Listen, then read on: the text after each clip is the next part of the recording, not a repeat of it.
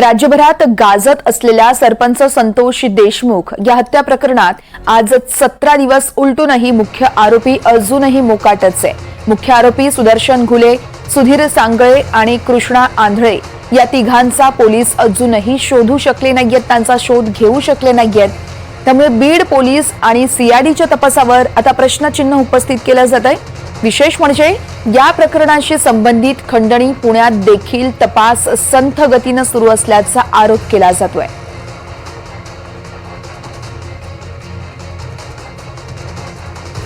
मुख्य आरोपींना अजूनही खरं तर अटक न करण्यात आल्यानं सध्या पोलिसांच्या सगळ्या कार्यक्षमतेवर प्रश्नचिन्ह उपस्थित केले जाते। या संदर्भात मोहसिन शेख आमचे प्रतिनिधी आहेत आपल्यासोबत, ते आपल्याला अधिक माहिती देतील। मोहसिन, आपण बघितलं संतोष देशमुख हत्या प्रकरणाला आता 17 दिवस उलटलेत, मात्र मुख्य आरोपीही अजूनही मोकाटच असल्याचं चित्र आहे। नेमकं काय करतायत हे सगळे पोलीस बीडमधले? वर्षा, नक्कीच हे प्रकरण प्रचंड गाजत आहे। आपण जर बघितलं तर हिवाळी अधिवेशन नागपूरमध्ये देखील या प्रकरणावरून विरोधकांनी सरकारला घेरण्याचा प्रयत्न केला। त्यानंतर सभागृहात मुख्यमंत्री देवेंद्र फडणवीस यांनी या सगळ्या प्रकरणाचा तपास सीआयडी कडे देत असल्याचं घोषणा केली आणि त्यानंतर देखील मात्र या प्रकरणात हवं तशी गती जी आहे तर पाहायला मिळत नाही। कारण यातले जे मुख्य आरोपी सुदर्शन घुले असेल किंवा सांगळे असेल किंवा कृष्णा, हे तिन्ही आरोपी मुख्य आरोपी समजले जातात, मात्र त्यापैकी एकालाही पोलीस अजून पकडू शकलेले नाही।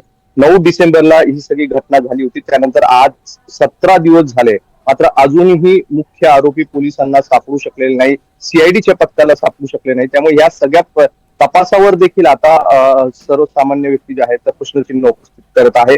कारण या एवढा मोठं हे सगळं प्रकरण गाजतंय, या सगळ्या प्रकरणावरून आरोप प्रत्यारोप होत आहेत, एका मंत्र्याचं नाव जोडलं जात आहे। असं असताना देखील पोलिसांना या प्रकरणातील मुख्य आरोपी कसे सापडू शकत नाहीये असा प्रश्न देखील उपस्थित केला जातोय। विशेष म्हणजे याच प्रकरणाशी एक प्रकरण जोडलं जातं, ज्या ठिकाणी संतोष देशमुख यांची 9 तारखेला हत्या झाली आणि 6 तारखेला गावाजवळ एका जे पवनचक्कीचं गोडाऊन आहे त्या ठिकाणी वाद झाला होता संतोष देशमुख यांचा, आणि त्या कंपनीने एक खंडणीचा गुन्हा दाखल केला, ज्यात वाल्मिक कराड यांच्यासह आणखी दोघांचं नाव आहेत।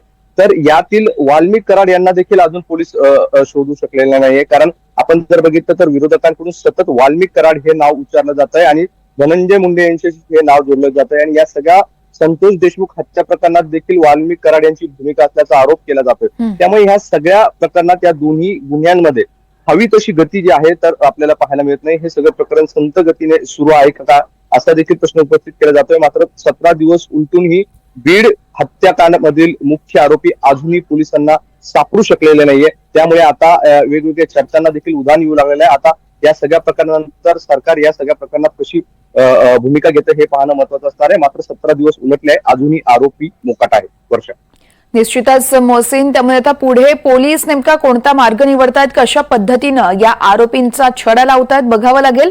धन्यवाद तुम्ही दिलेल्या या सविस्तर माहितीसाठी।